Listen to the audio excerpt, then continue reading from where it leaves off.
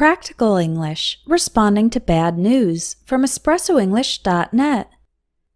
It can be hard to know how to respond appropriately when you hear some bad news. In today's lesson, you'll learn some useful English phrases. I'm so sorry to hear that. Say this when you hear about sickness, death, divorce, job loss, financial trouble, big disappointment, and other serious problems or pieces of bad news that can make a person very sad. For example, my father's in the hospital. The doctors say he only has about a month left. I'm so sorry to hear that. That must have been awful. You can say this when someone tells you about a bad experience they had. This phrase can be used for a serious bad experience or a less serious bad experience. For example, after the accident, I couldn't work for 2 months, and I got really depressed because I felt so useless. Wow, that must have been awful. I had to wait in line for 3 hours at the bank today, and there was no air conditioning. That must have been awful. As you can see, the first situation is more serious, and the second situation is less serious, but we can use that must have been awful for both. An alternative, which is only used in more serious situations, is it must have been really hard for you. For example, it must have been really hard for you to have 2 deaths in the family within a year.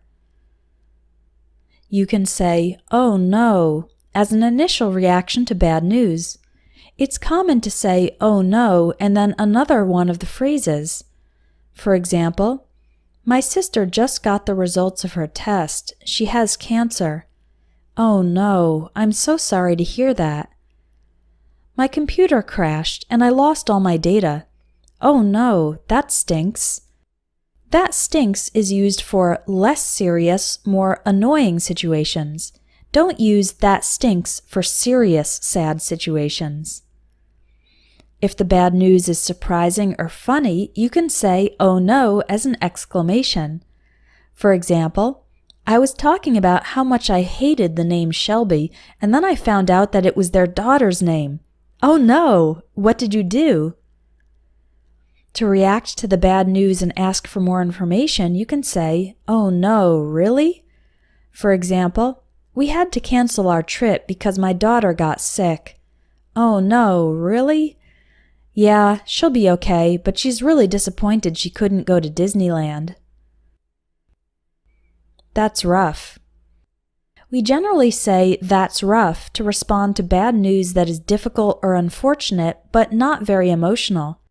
For example, I'm going to have to work overtime every day this week. That's rough. But don't use it in more emotional situations. For example, our dog died yesterday. We're all devastated. He was like a member of the family. Don't say that's rough because this bad news is emotional. Instead, it would be better to say, "Oh, I'm sorry to hear that." Anytime you need to talk, just call me. Say this if you want to offer to listen to your friend. It's common to use this phrase when someone is going through a current difficulty.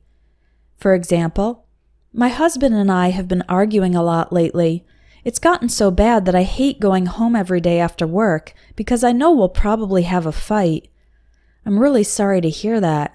Anytime you need to talk, just call me. A similar phrase that you can say to people who are currently experiencing difficulty is, "If there's anything I can do, just let me know." For example, "I'm so stressed out. I have a million things to do and not enough time in the day. If there's anything I can do, just let me know, okay?" When responding to bad news, the tone of voice, the emotion when you speak, is important in how you say these phrases.